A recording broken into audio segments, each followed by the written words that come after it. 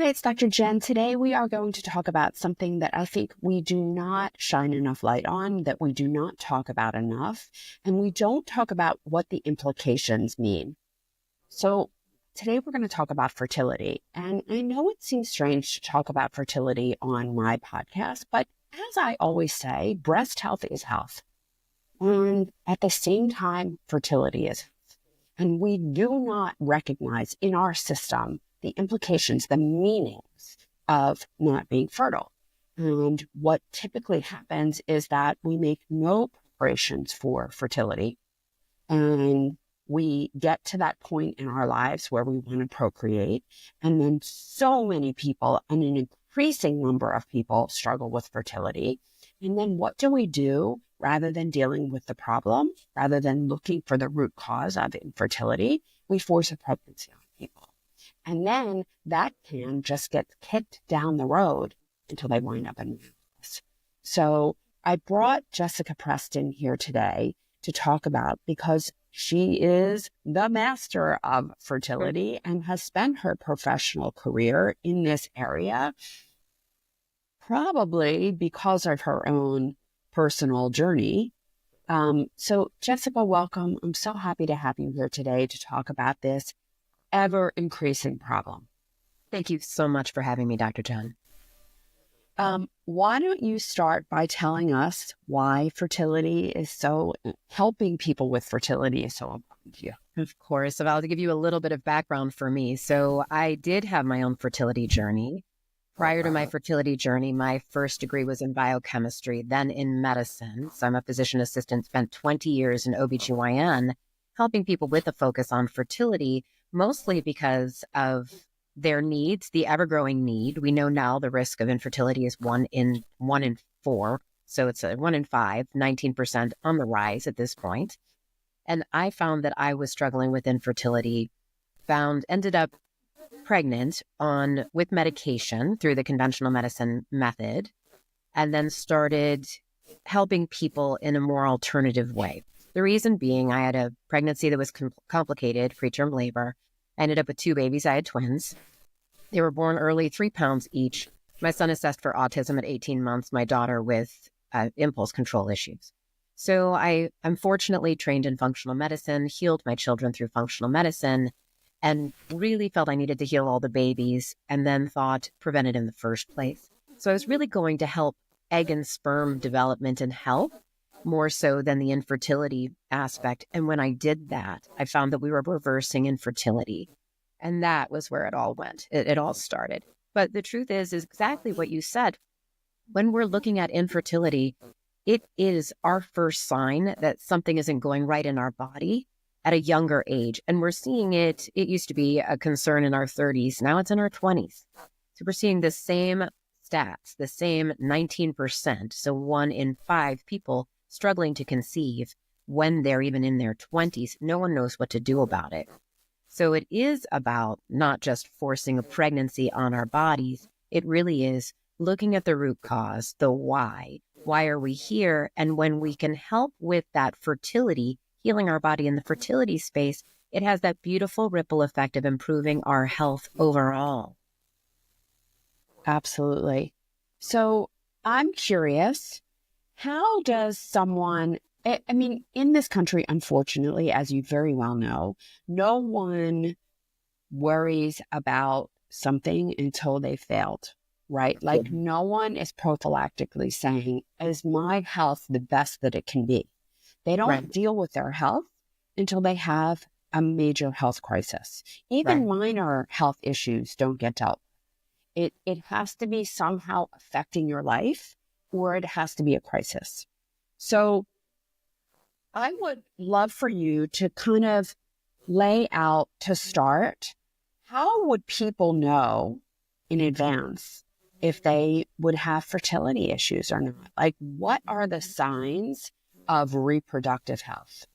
Right. Thank you for that. So when we look at our menstrual cycle, we're supposed to have 1 period every month. So 1 every 28 days. That's when you have a period on the first day that you bleed is day 1 of your period. If you count it out every day until the next day 1, that would be your length of your cycle. So that is normally 28 days. So if we normally have a 28-day cycle, we have a light to moderate flow, not too light, not too heavy. And I know that's really so subjective. So that's a challenging part to describe to people. Having some cramping is normal, but debilitating cramping is not. So if you have periods, cycles, menstrual cycles that are shorter than 28 days, longer than 32, and I'm being very particular with my window here because we ovulate 2 weeks, 14 days prior to that first day of our period. So we really want that ovulation right around day 14, but it's okay. We can have some variety in that.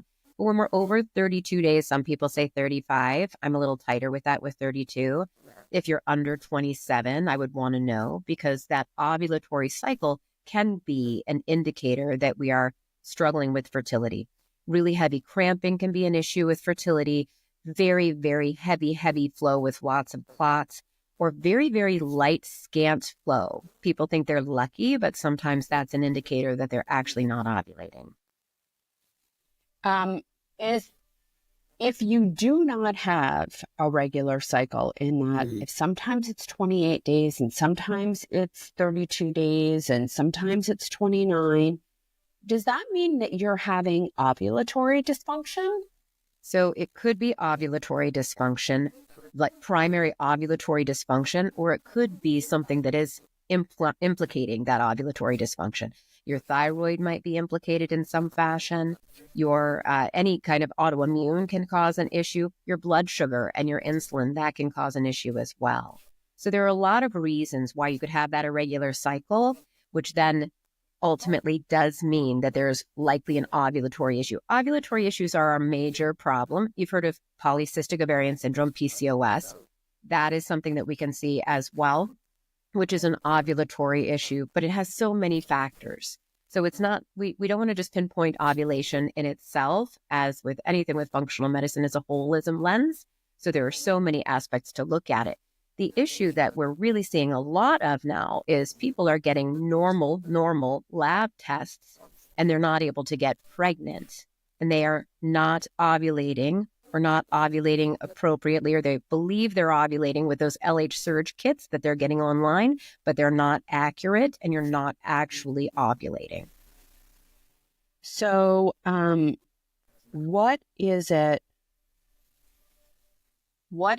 about, like, what should people be looking for that would set off an alarm bell? In that, what's happening now is you just said all your labs are normal. Is the problem that we're not measuring the right labs? Or how is that normal tag getting assigned? And what should people be looking for? I guess my question is, what is ideal? What labs should be measured and what is ideal? Yeah, no, that's a wonderful question. So we are looking at all of your sex hormone labs. When we're looking in conventional medicine space, we are looking at your estrogen, your progesterone, where it depends on who you're seeing. For me, I always get your testosterone for a woman because your range, they can call you normal, but that's for men's ranges, not for women's ranges. So we want to look at testosterone. A lot of FSH, LH, a lot of people are looking at AMH, anti-Mullerian hormone at this point in time. I'd love to talk about that at some point when we can. It's a test that when we look at it, it can be scary because it can be low. And historically, it was thought to be an implicator of your egg reserve. And it can be an indicator, but it implies that you can't change it, but you can. With our functional medicine intervention, you can actually change that and bring that up. Have you seen that happen? Have you seen that number go up? Always, all the time. Yeah. It's a beautiful thing to watch because when I see somebody's records and their AMH is low and we take a look at it, it's like, give me 90 days and we're going to see an improvement, and people they feel relief, and their relief is so important that they feel so that they can know, but they can know that they do have this egg reserve if they don't take our word for it. But we do have a really high success rate. So usually they do take our word for it on the journey as they start getting into the whole making change. They can feel it. You can feel the difference. So a lot of the labs for conventional medicine, I was in conventional medicine for almost 20 years. And there are normal ranges, and there are ratios that we can look at. I don't want to get too in depth for audience. There are ratios we can look at that say this is abnormal. So there's an FSH-LH ratio that can look abnormal for PCOS. And that is one of those indicators where we say this is something that means you may have PCOS along with your history and your ultrasound results. So we can put all of that information together. But if that ratio isn't off, you still may not be ovulating appropriately. We aren't looking at the right ranges.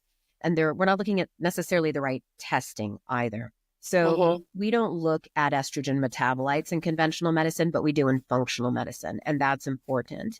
And the other part, when we look at functional medicine for your viewers, if they want to read about something, the best thing I would look at for reading is estrogen dominance.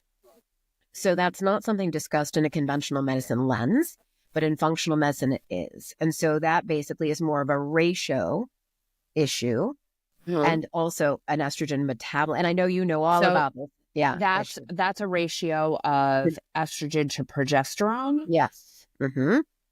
So, and is that not being measured in conventional medicine? How else are they diagnosing something like PCOS? Because isn't that a function of estrogen dominance? Right, it is. But estrogen dominance is not a term that is used in the conventional medicine space. So what they're looking at is, are your ranges normal when it comes to estrogen, progesterone, FSH, LH? They're looking at normal range when they're talking about a PCOS diagnosis. And what we do a lot more in functional medicine is also symptom-based. But so PCOS is a great example because it's so common, it's so prevalent. At the same time, polycystic ovarian syndrome is a syndrome. So when we're talking syndromes, we're talking about collections of symptoms. And so in conventional medicine, we do collect those symptoms for you so we can call you PCOS. And it seems to be more of a loosey-goosey diagnosis that can actually get people scared going online, reading PCOS and seeing you're not going to be able to have a baby, which then in turn causes more stress, which causes more of an influx and uptake in cortisol, and then in turn a decrease in progesterone from our own physiologic function. So we need to get a handle on this, get better education out there, and then talk to people about what do syndromes mean and understand that there really are lifestyle factors that we can make a change with so we can move you out of those ranges. That being said, we are seeing people with PCOS symptomatically with normal ranges. And there's something now called skinny PCOS. Historically, we thought it was for people that were just overweight, bad acne, hirsutism, facial hair. That's not necessarily it anymore. You can have someone 105 pounds, fair complected and perfect skin like yours, and the perfect picture, and not knowing what it is, but it's a skinny PCOS picture. So we're moving out of the range of being able to look at these labs where we can say PCOS proper. Estrogen dominance is more of a broader spectrum view. I'm trying to think of in the functional medicine lens, which is catches more in that than that narrow lane of PCOS, which is trying to now have outcrops of skinny PCOS and how many symptoms, which we have in medicine, as you know. There's a requirement of how many symptoms you have to have or how many lab studies that are abnormal you have to have a diagnosis. In functional medicine, we're a little bit more catching that because we've seen it so much and because we can see exactly the estrogen dominant picture. Yeah. So we talked about measuring estrogen and their metabolites, progesterone, testosterone, FSH, LH, AMH. What else are you looking for that is different than the workup that people are generally getting inside of their conventional medicine offices? Yeah. For me, I want to look at your fasting insulin, a hemoglobin A1C. I want to check your thyroid, a TSH, a free T3, free T4, a reverse T3. Those I always want to know because when we know our adrenals, which is our cortisol, tend to have an issue before our thyroid does. And when we look at a picture of a woman who is in a high stress state where we're in that estrogen dominance, or even we're just in that high stress state where we're presuming that's our picture, I want to know what's going on prior to, what's going on earlier on in that cycle. Do we have something that we need to look at there? I want to look at your prolactin level. I want to look at, I don't always care for a cortisol level. I'll be very honest. The cortisol measurements, first thing in the morning, those aren't accurate. I don't love those. I will do some of the saliva tests that look at our circadian rhythm of our hormones. And in addition, how is our cortisol pattern? Because that can give us some information that I'm happy to look at as well. Yeah, that's far more reliable. I have found in my practice is knowing what is your cortisol when you wake up? What is it 30 minutes later? What is it 60 minutes later? Exactly. Where's your mid-afternoon? Where's your evening cortisol? That I think is a really important indicator. And then if you're not sleeping, what's your cortisol in the middle of the night? Absolutely. Because all of these things, that cortisol pattern really matters. Yeah. Right? Like if you're low in the morning and high at night, your body thinks that you're crossing an ocean or you are constantly being chased by a saber-tooth tiger. It's not letting you rest at night because you're on high alert. Right. Right. So, and when we're doing our in-between testing, I think for your audience who might be saying, maybe that's for me, the things to look at for yourself is, are you waking up in the middle of the night between 2 and 4 a.m.? Are you having that middle of the night awakening? I want to know sleep pattern. So for a lot of what we're doing as well for what you're doing is taking the history that's really in depth to see what is your life like on a day. And so do you wake up refreshed in the morning? Or are you struggling to get out of bed? The other question is, has that been your entire life? Do you sleep well through the night? Do you fall asleep quickly? Too quickly is also an issue, right? So do we fall asleep? How long does it take? I don't remember my head hitting the pillow. If that's the case, we need to know about that too. And then are you waking up between 2 and 4 in the morning and then unable to get to sleep? What's happening during that time? Do you wake up because you have to go to the bathroom? Do you wake up and then your mind starts going and you can't stop it?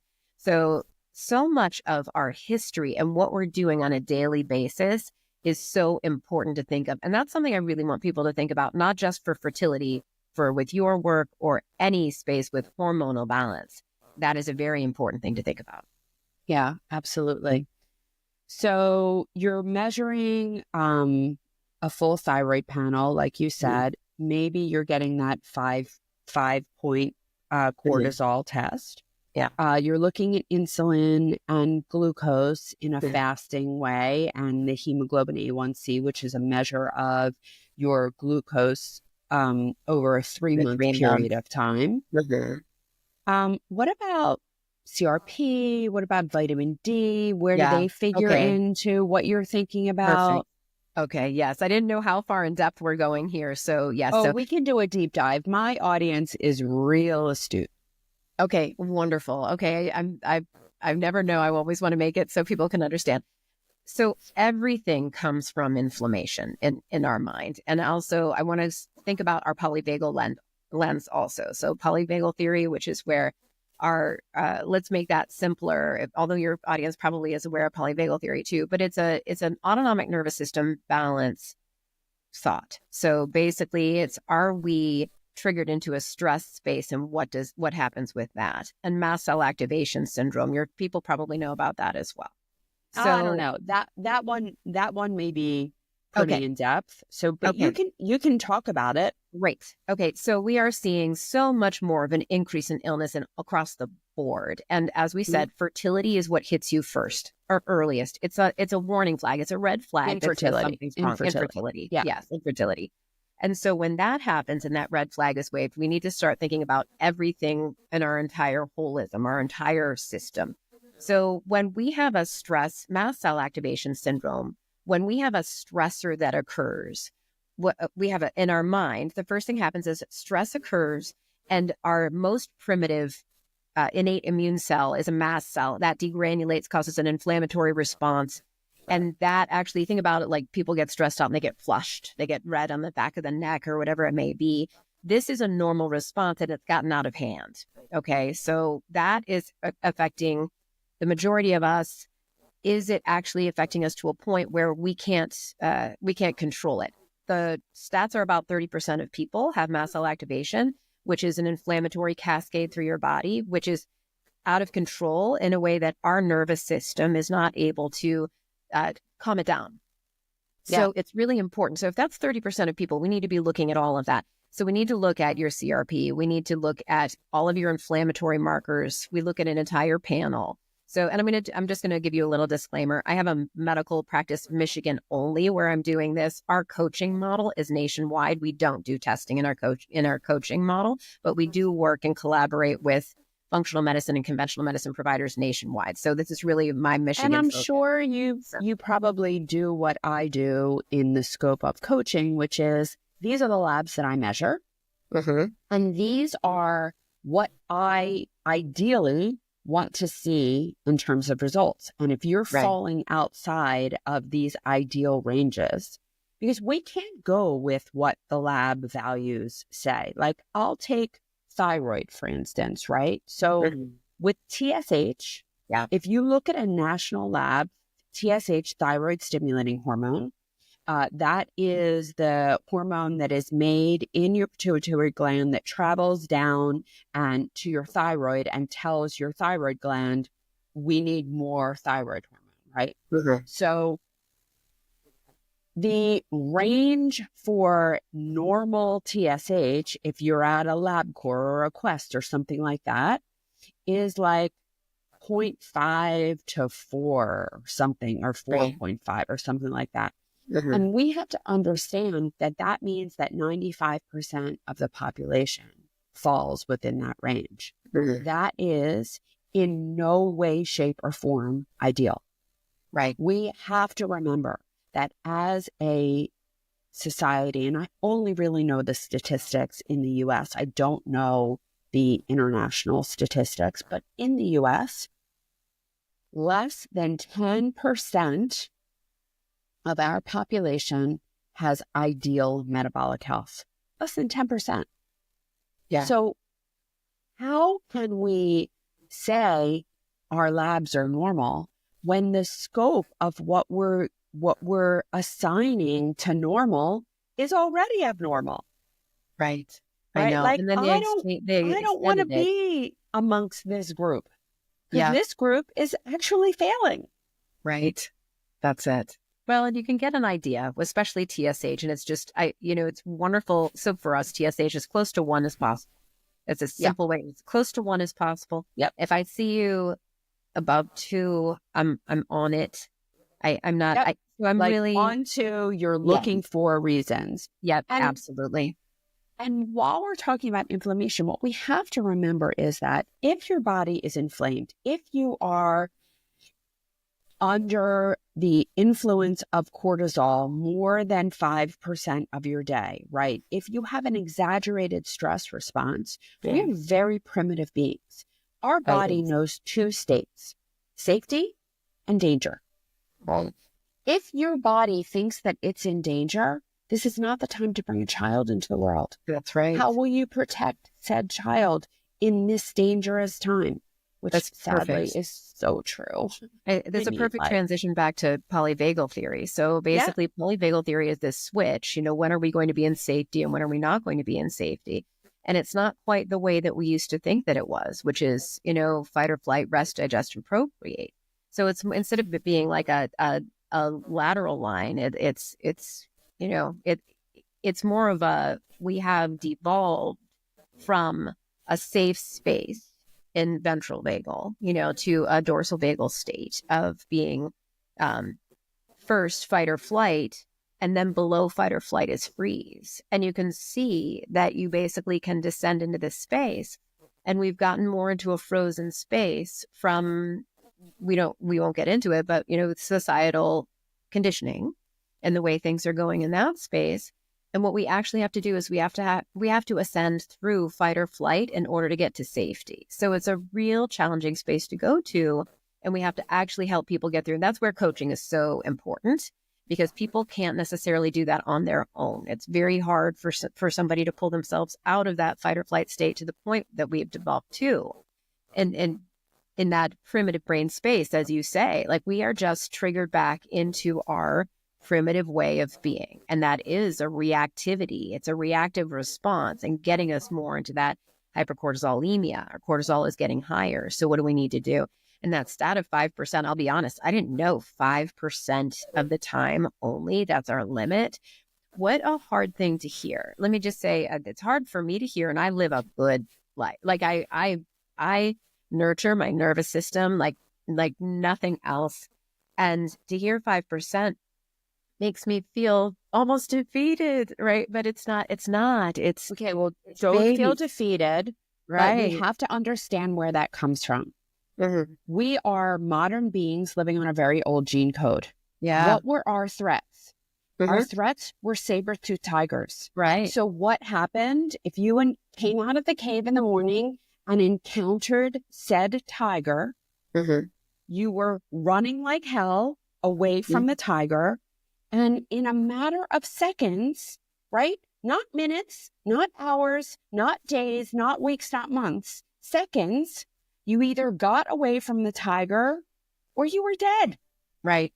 That's it. That is all the time we are meant to spend in Yeah. sympathetic drive. That's it. Get away from the tiger Yeah. or die. No, that's it. I just didn't realize it was so small. 5%. 5%. And when you think of it like that primitive time, that makes sense, 5%. This Yeah. time, because now our sympathetic activation Our as you wake up genes in the morning haven't is changed. no, there's been Our no genes haven't change. changed. Yeah, That's the thing. it is. The world has changed, but our Mhm. genes haven't. Yeah. And this is why it is so important. And I will give a plug to like Asha Gupta with the Gupta program, to Joe Dispenza, to Emily Fletcher, to Tamara Levitt. You have to find a way to manage that response. You do. have to find a way to manage that stress response. We need modern tools Mhm. to deal with this modern world, because I'd throw in there. otherwise it takes over. And Yeah. everything in your life is a saber-toothed tiger. That's it. So I find that what we have to do at this point, because it's hard, people are so stuck in their cortisol cycle, in their sympathetic nervous system, they can't pull themselves out. We need that way. So I love the names that you listed. I want to add Michael Singer on there. I think Untethered Soul is just so empowering, something that can give you some empowered space. I love the masculine feminine dynamic work. So I'm a big fan of John Wineland. That might be a little bit further in, and we do a lot of relationship work. So I think community and relationship, making sure that you have those close people to you that can help, that you feel For safe sure. saying, Absolutely. can you help me? Can you help me? Those are so important, because we do need to find a way out. And it is a struggle. So that is where I think that also finding people that work in the, not just the conscious space, because that's only 5% of our thinking is our conscious space, but our subconscious, unconscious space. So working with biofeedback, working with hypnotherapy, getting in past that brain that can't stop, the monkey mind, the part that can't stop going because we're so chronically and sympathetic. The other part I think people really need to realize is we're addicted to it.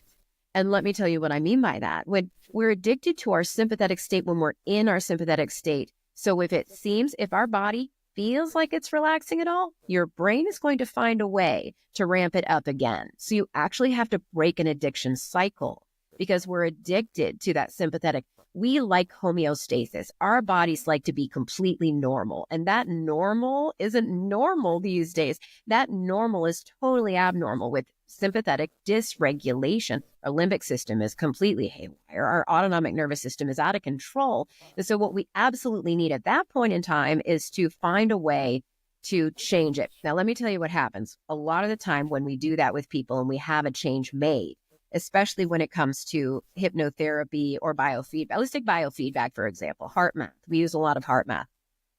So breath work, having decent breath work, when we breathe a certain way, it actually automatically puts us into our parasympathetic. So we need to retrain ourselves to breathe. What happens so much of the time when we're training ourselves to breathe, retraining ourselves to breathe, is we feel like we're hyperventilating. We feel like we need to stop. We need to just trash it. We need to throw it away. I need to do something else. I need to get back on my hamster wheel of sympathetic activation. So when we're going in that direction, we need a way to retrain. What we need to do when we're taking on something like our sympathetic nervous system is be aware that we're going to be uncomfortable. we're uncomfortable already. We're in our sympathetics, so we're already going to be uncomfortable. It's going to take a while to change. So we do have it for our people 15 minutes twice a day of biofeedback. And in 90 days, you're going to be okay. What happens is it's kind of subtle at the beginning. You just have to get yourself in that space where you're going to be regulating or re-regulating where you are. And you have to break the cycle of your addiction to your sympathetics because that's your normal. That feels good to you and it's harming yourself. It's harming yourself. How many times do people think, I just wish I didn't have to think about this. I just wish my life was different. I wish I didn't have this negative, you know, people, they do something negative, they get out of it and then they dive right back into something else that is negative because they're addicted to their sympathetic.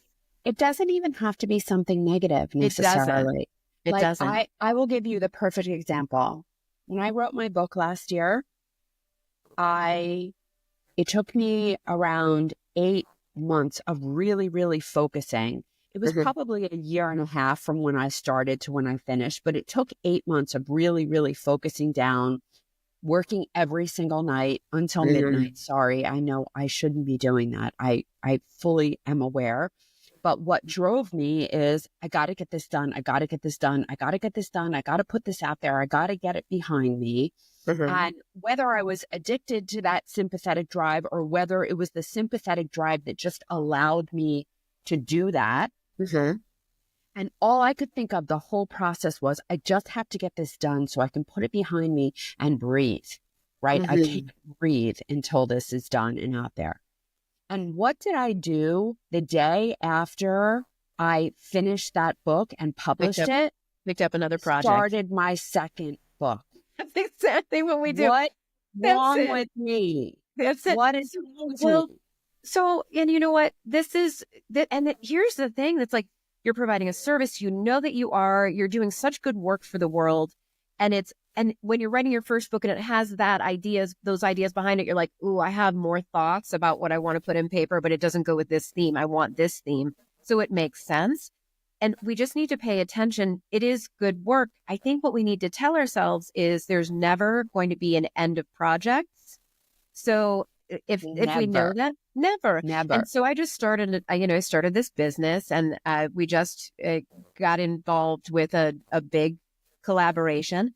And I know that's going to take a bit of time and take us a different direction. And I don't know how I'm going to add those 20 or 30 hours to my week, but I'm going to do it.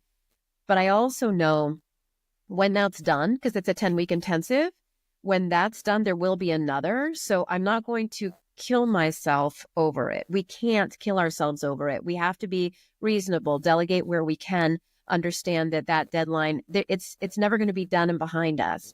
We're just moving to the next. So as long as we're aware, it's a continuous set of what we're going to be doing. And we just need to be very aware. And now there are some things that we don't love. We need to build a skill set.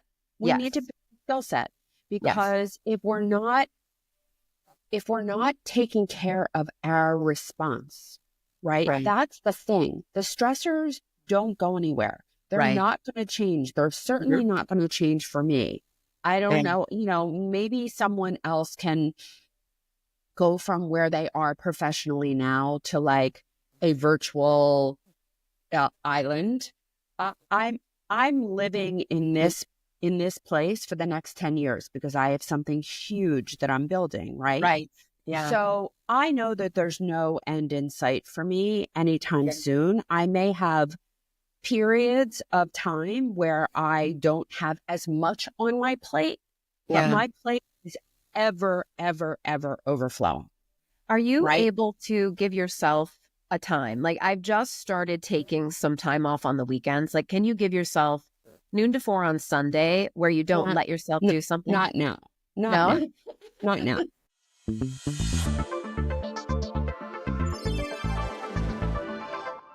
Are you ready for a breast cancer screening revolution? Well, I'm thrilled to introduce to you a breast cancer screening tool that I have only recently learned about, but I have universally adopted. This is the ARIA test.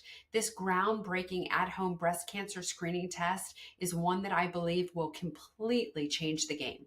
So imagine a screening test that's as simple as shedding a tear. because that's Aria. It's a non-invasive, convenient, and perfect for all bodies and all breasts. Dense breasts, implants, no problem. Aria makes it clear for everyone, even women as young as 30. Aria is backed by over a decade of clinical trials, thousands of samples, and it's developed alongside top breast health experts. Here's how it works. You collect a tear sample at home, and then Aria then analyzes it for protein biomarkers that can signal early breast cancer. And the best part, you get a consultation with a breast health specialist to review your results. Now, Aria isn't replacing breast imaging. I am using it alongside QT. It's complementing it and giving you a fuller picture of your breast health. Knowledge is power, and Aria is putting that power back in your hands. It's time to take control of your breast health, and Aria is another way of doing it. Go to aria.care, AURIA.care, and use my code DrJen20 in capitals, DRJENN 20 to get 20% off. Back to our show.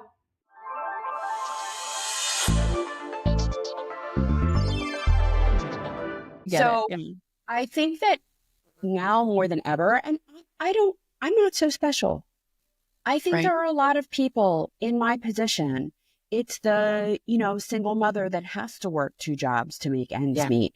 It's the, person who's building a business, and building a business, it is totally, entrepreneurship is totally different than working a job. When you work a job, I don't care what job it is. I was a surgeon, but I was an employee. So yeah, I worked a lot of long hours, but when I was done, I was done. Right. Right. When you're an entrepreneur, it's never done. Right. It's never done. When the business is yours, it's never done. When you're building a business, it's never done. Like, I love all these people who I want to come work for you. I want to build this with you. I was like, no, you want a job. That's it. If you wanted to I build am the this same. with me, I am the same. You would build something, right? Yeah. You want a job. Or if you really knew what building this was, you probably wouldn't necessarily want to, because the level of mission, purpose, passion you have to build something like this. Yeah. It's all encompassing. It's all consuming. You have to have people around you who love you. But you can't sacrifice your own health in the process, because otherwise no one's going to do it. Right? Well, you can see if it all you the don't time. take care of you can't do it. So that's why when you talk about breath work, and I just want to call out James Nestor and his book Breath, which is amazing, and people like Sachin Patel who lead amazing breathwork practices. You have to find your thing. You have to find the way that you are controlling the environment's impact on you. Right. The same way that you don't drink out of plastic bottles, you can't suck in toxicity from the environment and let it have its effect on you. You have to be in charge. It's the reason why we don't get up and on our cell phones first thing in the morning, right? Because if you do that, you're on someone else's agenda and not yours.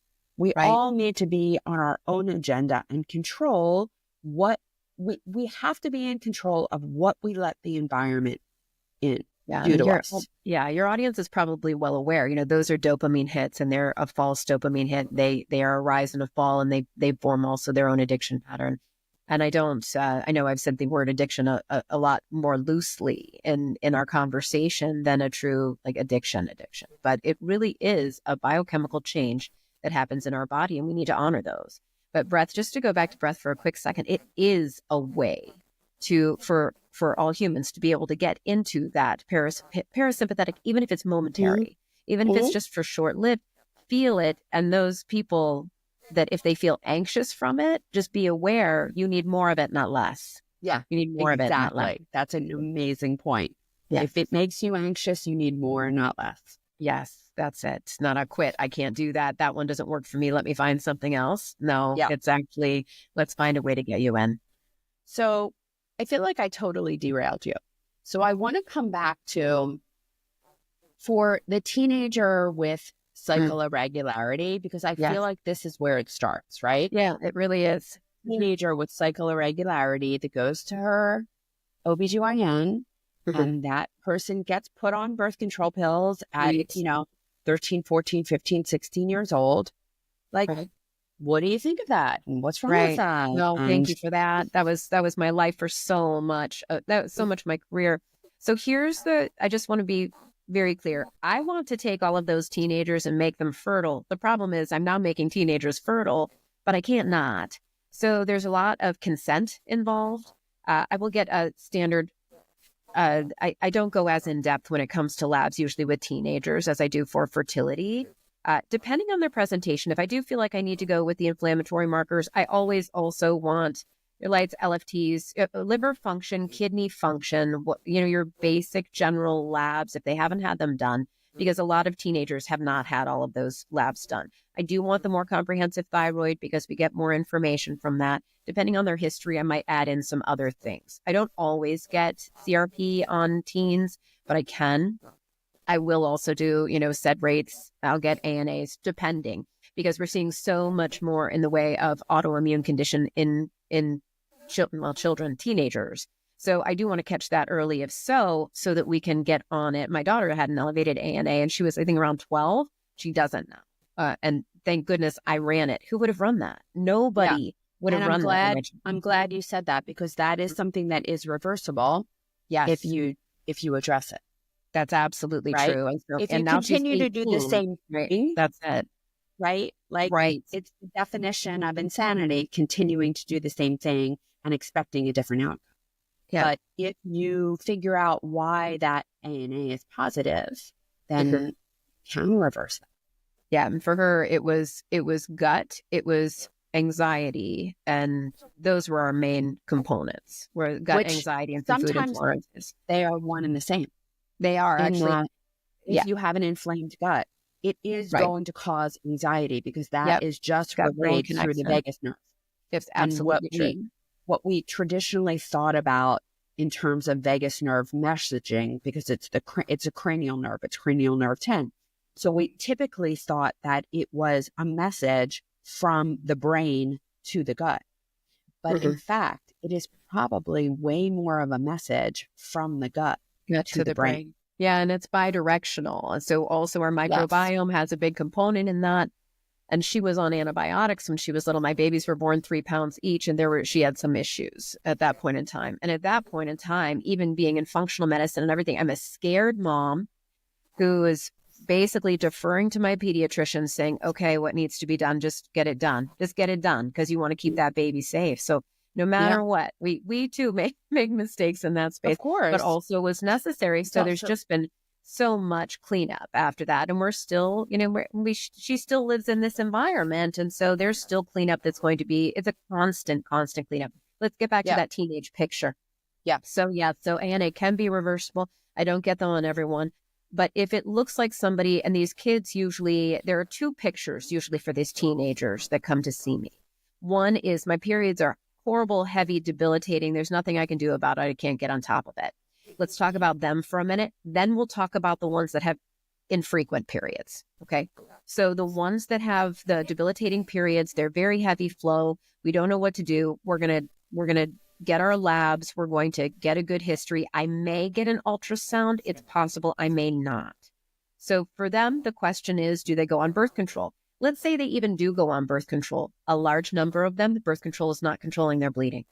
The birth control pills, the IUDs, and I'm not a huge IUD fan. I'm not a huge any of it fan. The Nexplanon, just a little rod in your arm. All of these things can potentially help control your bleeding, but may not. It's still giving us a signal that there's something abnormal going on. If labs are normal, no matter, I can't say a broad overall. I usually try to, I want a good idea where you are for your stress life. I want to know how you do in school. Now, this sounds a little off, but another area that I work in is genetics, like the cheek swab genetics, the PGX genetics. Okay. Mm-hmm. And so there are some SNPs, single nucleotide polymorphisms, that are really also focused with estrogen metabolism, the COMT, for example. There's another one there are a couple that are not related to hormonal regulation at all, but they are very much related to cortisol. So there's one called SLC6A4. It's one of my favorite genes. that gene in particular is tells us about stress resilience.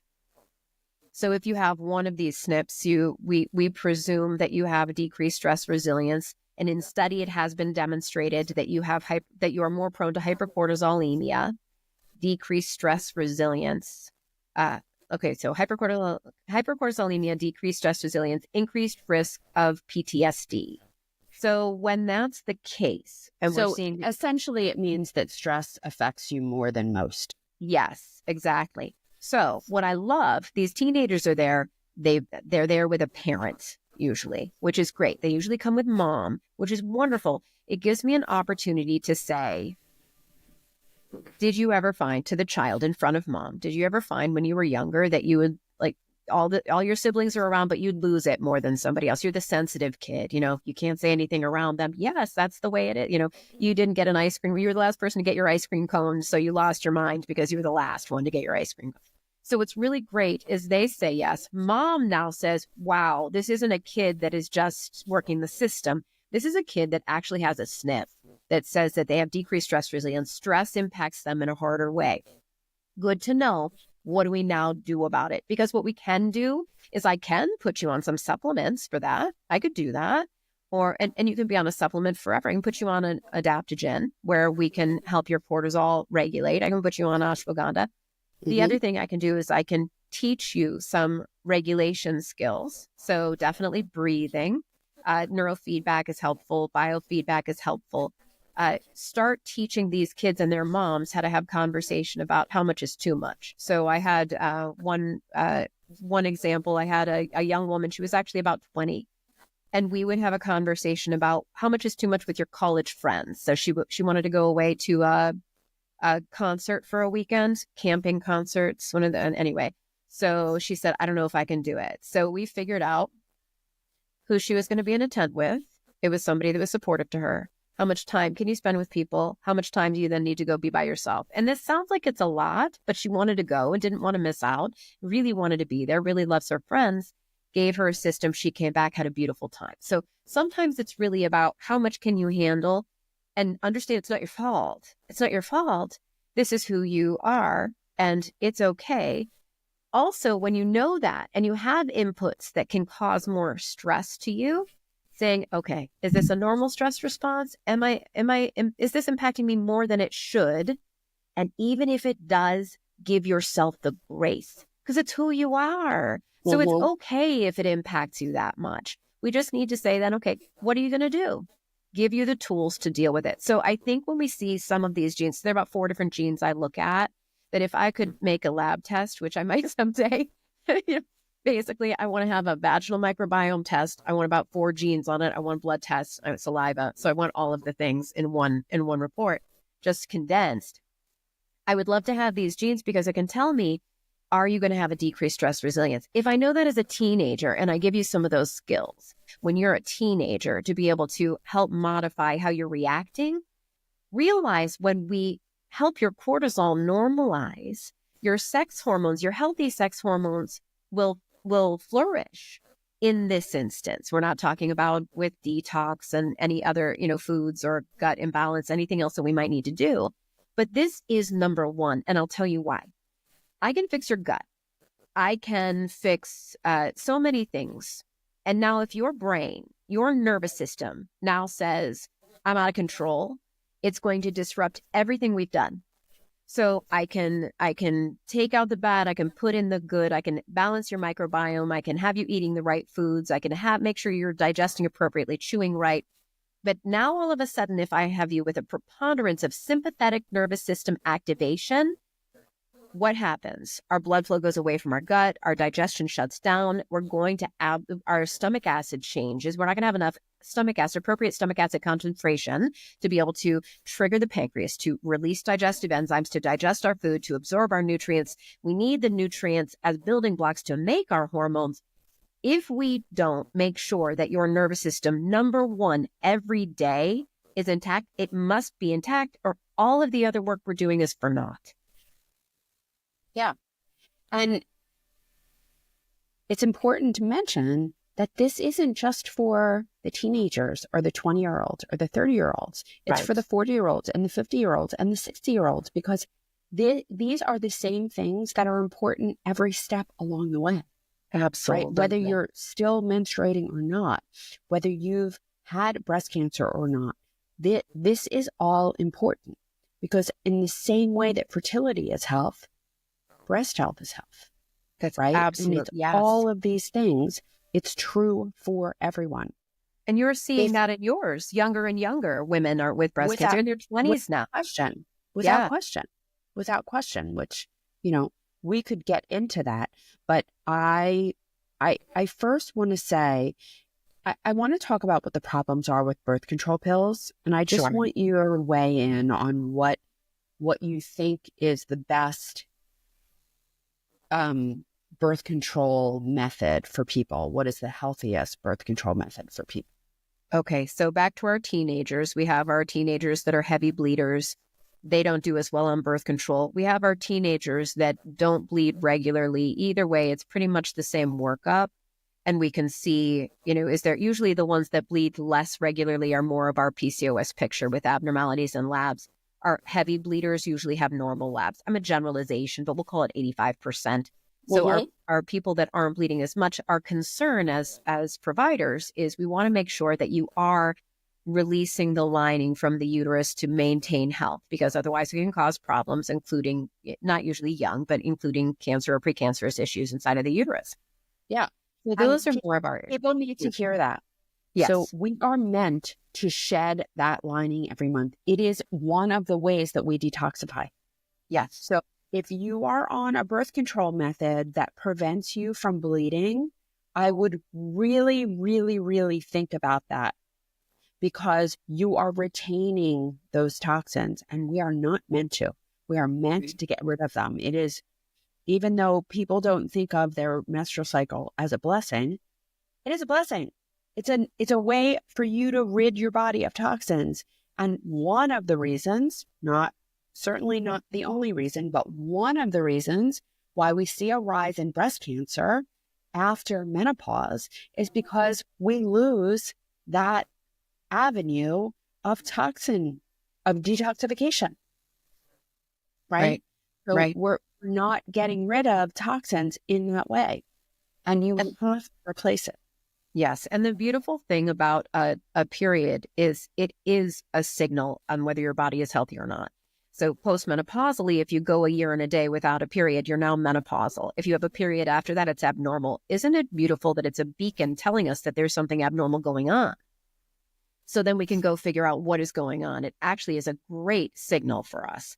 So when we look at postmenopausal, and then we'll come back to our teenager, but when we're looking at that, there really is a reason. So when people then remove their uterus, we're removing the beacon that's going to tell us that so much about our bodies, because the hormonal imbalance is one aspect, and we didn't start with the hormonal imbalance. That is not where things start. That's where things end up. So we need that kind of information, and so we can go with it. So back to our teenager. I have a teenage daughter, and so this is so much in my head. She's 18, and this is just, and I don't prescribe birth control pills or birth control at this point. I don't prescribe that. Personally, we have to think about the teenage pregnancy. We need to think about compliance and all of this as well. If I could count on compliance, I would say condoms for birth control is exactly where I would want you to go. Basically, that's it. I know we are having a lot of latex sensitivities these days, but I would say condoms for birth control. My next least worst would probably be, all progesterone only without any estrogen, and Nexplanon, the one in your arm more than the uterus. Because the IUD issue I have is the never pregnant uterus is the size of a walnut, and an IUD, even the Skyla, they're big enough that they can cause cramping and pain, and they cause inflammation. When we're looking at inflammation, we're thinking of allostatic load. So how much inflammation piles on top of inflammation before something goes askew, before something breaks. And so I'd rather do the least of an issue. So really, if I have to, that's the one that I would prefer. Now, when it comes to, if we didn't worry about sex, if we are just worrying about regulation of cycle, there are certain supplements that I recommend and lifestyle modification. And usually we can take someone who hasn't had a cycle in, 120 days and get you regular in about 2 months. So we're actually like about 6 weeks. At about 6 weeks, we have you regular. And what's interesting, because, we're a fertility program. So what's interesting is frequently we hear, I just had a 28-day cycle. Why am I on day 45 now? Why didn't it work? And we say, take a pregnancy test and it's positive. So it can go pretty fast. We would rather, disclaimer, have you wait 3 months before getting pregnant because we don't optimize egg health too. But we can regulate you. It's not very hard as long as people are willing to do the work. So I am talking about an ideal world. If you're willing to make some changes, if you're willing to, and it really is like giving yourself a bedtime. Nobody wants to do that. But if you are doing this for your health and longevity, there are ways once we get all of those aspects in place where we can give you an 80-20 rule, give you a little wiggle room, and it's not going to disrupt the apple cart. So that's really, I'm not a big fan. What does the work look like?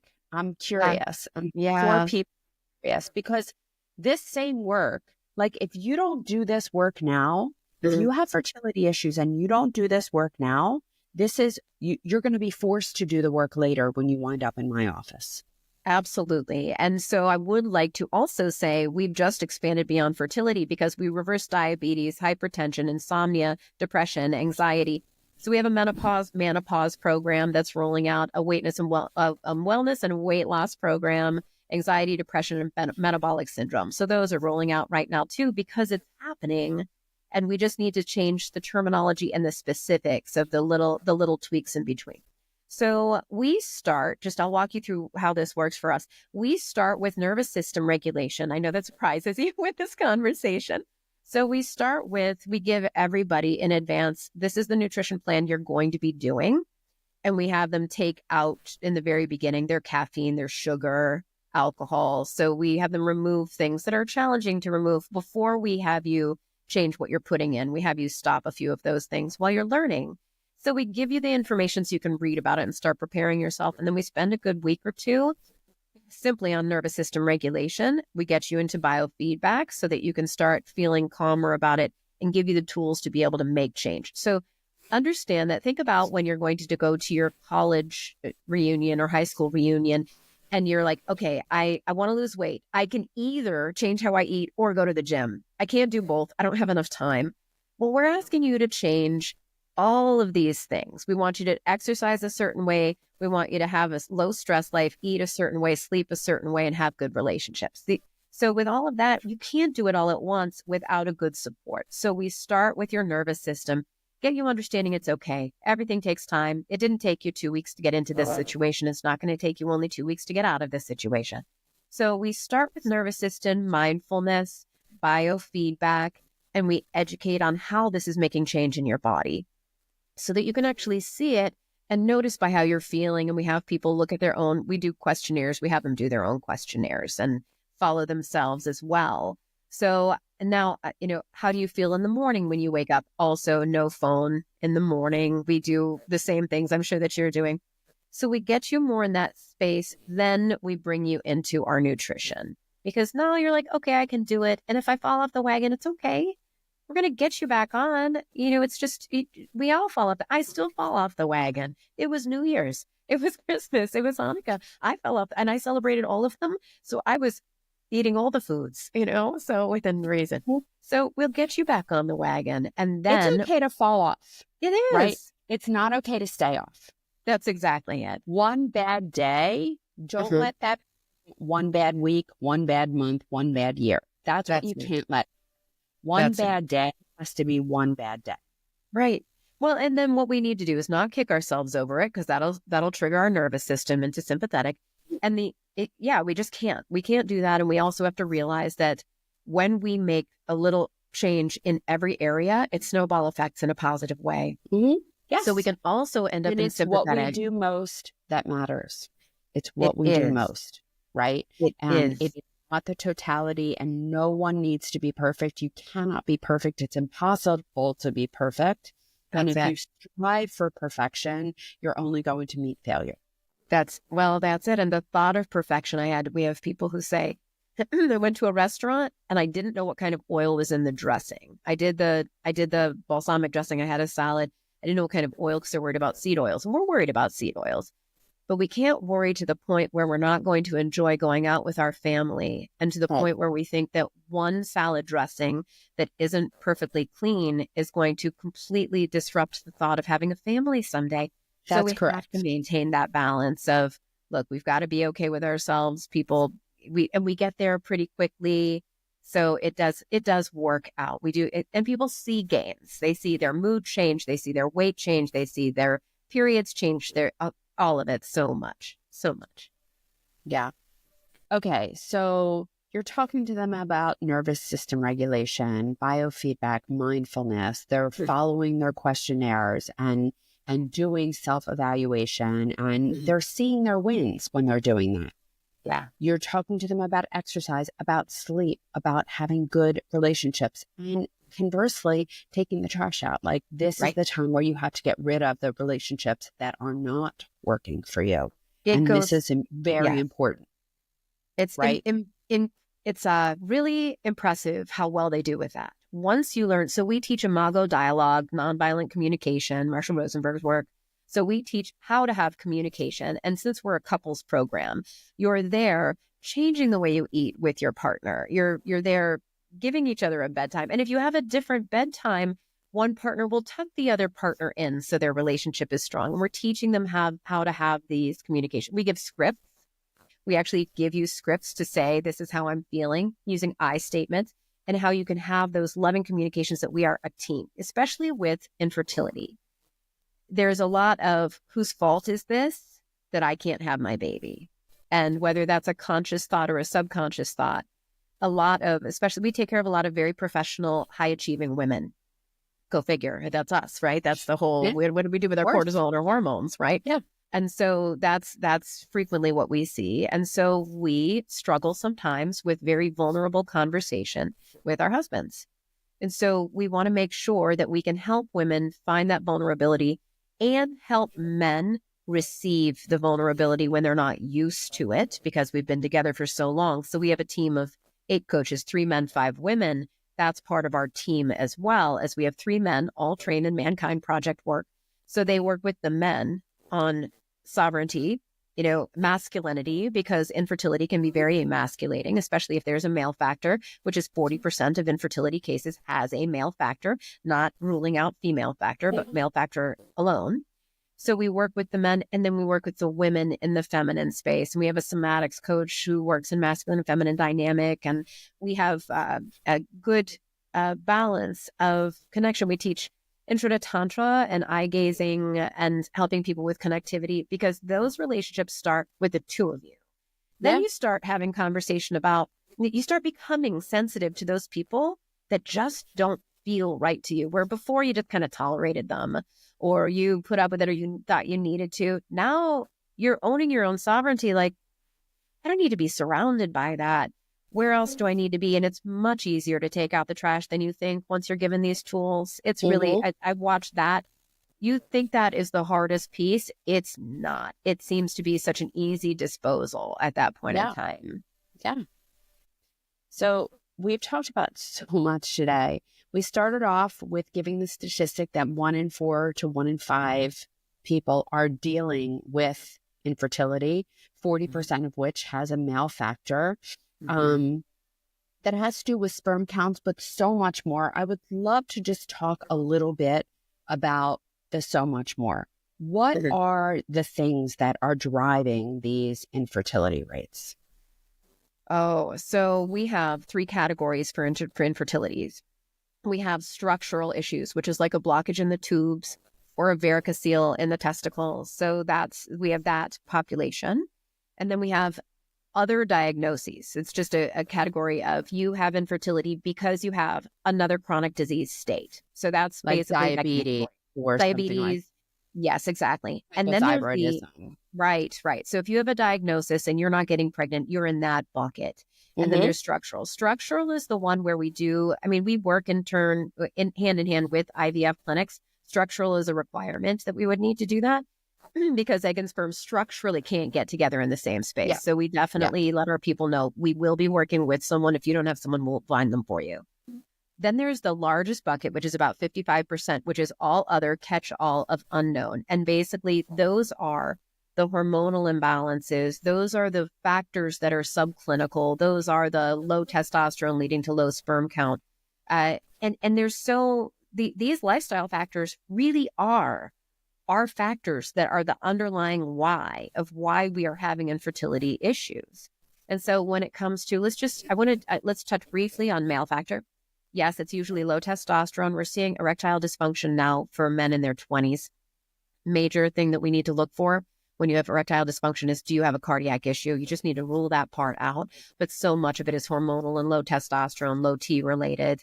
And you can get that in lab testing, yes, but history taking, depression, anxiety, what else is going on, that needs to be taken care of. So a lot of mood disturbance underlying this, a lot of malnourishment. We don't have the appropriate nutrients in our food that we can actually make appropriate amounts of energy, ATP, or amounts of hormones, amounts of pregnenolone, for example, which is our precursor to hormones made on the intermitochondrial membrane. That is on the decline. It already declines when we're starting in our late 30s, early 40s, but we're seeing that number being very, very low also. So I do check that one. And I didn't earlier. Earlier it is. Yeah. And that is a direct relationship to stress as well. So the food, we're not getting the right food. If we're not getting sleep, so men need to have 8 hours of sleep per night to make, they're making their testosterone while they're sleeping.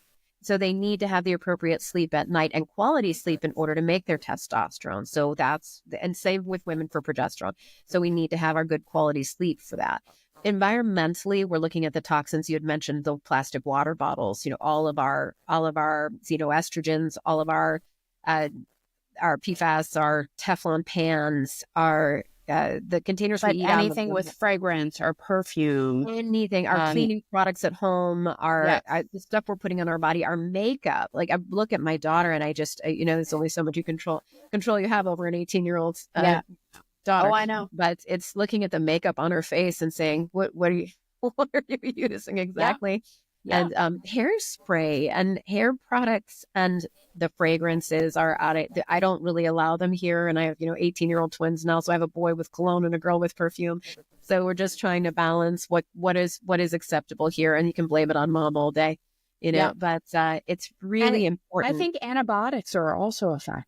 They're a huge factor. And so, and there's a lot of, we think that when we go to the doctor, and I know your community is not necessarily this community, you need to get something for going. You go when you're sick, so you have to get something. I should get an antibiotic because I came in here and I'm sick and I have paid my copay, where our body is meant to naturally heal itself already. So if we can give something, but it's a natural thing instead, or some kind of a natural support, or I'll take you off work because you do need the rest to recover, because we don't need to burn the candle at both ends.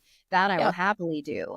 So antibiotics are, as I saw with my own daughter, it's let me just say, like Allison, which is garlic extract, saffron threads, these things go a long way towards helping your body to restore health. Yeah.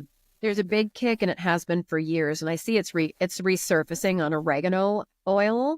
I just want to warn people and caution people, you can't take your oregano oil near your probiotics because it'll destroy the efficacy of your probiotics. So at least 2 hours. Also, you have to be very careful with oregano oil because you can burn.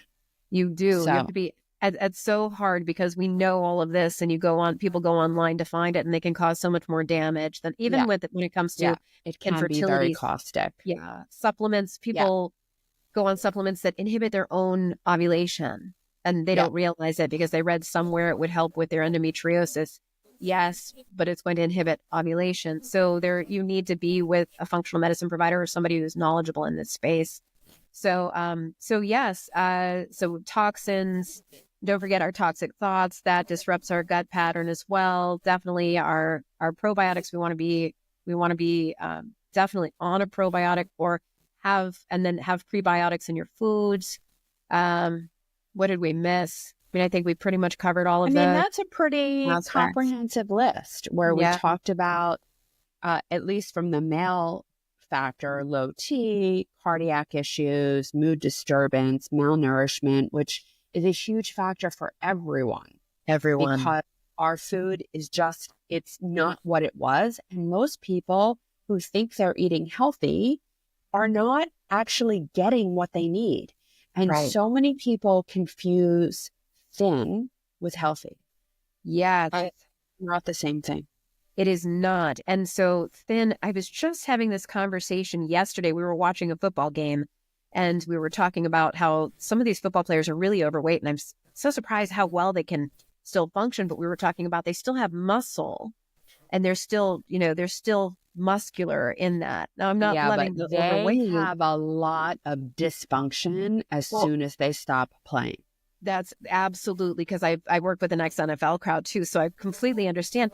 But our next part of our conversation was the fat skinny out there, the people that are slender, but it's because they eat one meal a day and it's French fries and that's it. And they don't move and they just lie on the couch all day and scroll on their phone. This is not health. This is not Yeah. health. I love the people that tell me I can eat whatever I want and I don't gain weight. I'm like, yeah, that's not a good thing. Right. It's not a good thing at all. Yeah. Like, you are not helping yourself, and this is going to catch up with you. You may not become obese, but you're for sure going to have dysfunction. Yeah, that's exactly right. And it is harder to get those people that don't see it physically to make change because they don't see it. Where people see it, if people say I have a little extra around my belly, it's easier to get them to make change, and they see change so fast, especially with the work we do, because we're women. We don't want it around the middle. That's basically, we just don't want it around the middle. And that's the first place it goes from with the way that we change our food and the way we change our mindset. Yeah, absolutely. So the people that should be thinking about this is if you don't have a cycle that runs 28 to 32 days, if you have light scant flow, it's just as bad as if you're having that heavy clotting, and a little cramping is okay, but you really shouldn't be suffering through your periods. If you can't go to school, if you can't go to work, if you're completely dysfunctional with your period, that is not normal.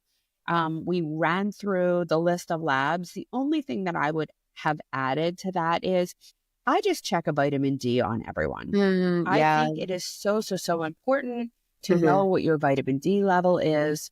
You did mention thyroid. Let's just stress again that having euthyroid, a normal thyroid function, is absolutely essential to fertility, but more importantly, to a healthy pregnancy. Yeah. And we are absolutely positively seeing the connection between thyroid dysfunction and the later development of breast cancer. So you want to make sure that that is in line. We talked a little bit about birth control. Obviously, the ideal thing for birth control is to use condoms, to use a barrier method. That is the ideal thing. And in a uterus that has never sustained a pregnancy, an IUD is not a great idea because that uterus is so small. Right. And that those IUDs, they are foreign bodies, right? So they are going to cause some foreign body reaction. And we don't want to do things that are going to complicate or compromise pregnancy at a later date. We talked about the major environmental factors that affect pregnancy, and then we did talk a little bit about SNPs and those genetic factors that you look at. But at the end of the day, it's about nervous system regulation, biofeedback, mindfulness, exercise, sleep, having good positive relationships, and dialing in your nutrition so that your body is nourished, so that it can create the energy that it needs to create, and that it can potentially nourish a child. Right. Because that actually is what fertility is all about.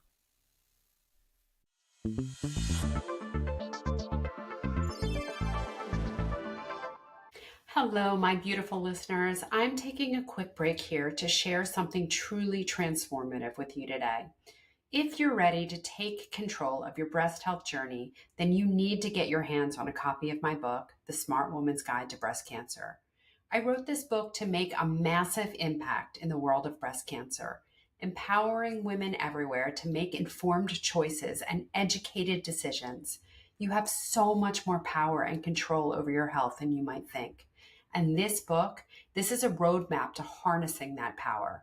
Inside, you'll uncover the truth about conventional treatments, their often overestimated benefits, and underestimated, underexplained, and underdisclosed long-term side effects. But more importantly, you'll discover the true drivers of health and how the choices you make at home every day can lead you to the best health, the breast health of your life, even after a breast cancer diagnosis. Whether you're looking to prevent a diagnosis, avoid recurrence, or simply live your healthiest life, this book is for you. Join me on this journey to empowerment and health. Grab your copy of The Smart Woman's Guide to Breast Cancer today, and let's revolutionize the way that we approach breast health together.